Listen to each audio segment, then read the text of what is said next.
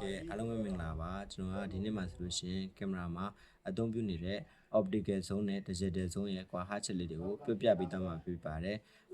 optical zone ဆိုတာဘာပြောတာလဲ digital zone ဆိုတာရောဘယ်လိုအချိန်မှာလုပ်တာလဲဆိုတဲ့အကြောင်းအရာလေးကိုပြပြပေးသွားမှာပဲဖြစ်ပါတယ်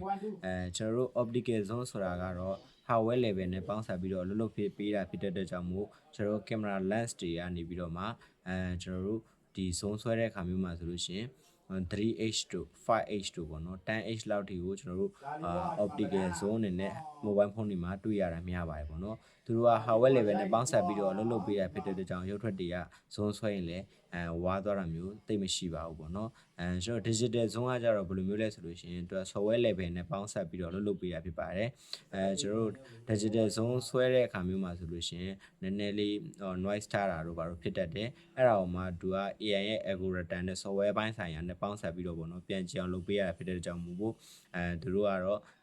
နည်းနည်းလေးပေါ့နော်ပုံက detail မကြတာမျိုးလေးတော့ဖြစ်တတ်ပါတယ်ဒါကတော့ကျွန်တော်တို့ digital zone နဲ့ optical zone ရဲ့အကြောင်းအရာလေးကိုပြပြပေးသွားပါဖြစ်ပါတယ်ဒီနေ့ကတော့ကျွန်တော်တို့ဒီလောက်ပါပဲပေါ့နော်နောက်ဗီဒီယိုဒီမှာပြန်တွေ့ကြပါမယ်ဘိုင်ဘိုင်